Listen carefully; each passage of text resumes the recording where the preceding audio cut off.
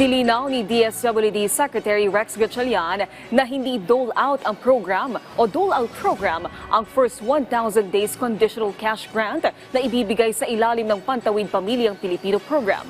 Ayon sa kalihim, isa itong mekanismo para mas matulungan ang ating mga kababayan na mabigyan ng kanilang kinakailangang serbisyo pagdating sa kalusugan at edukasyon.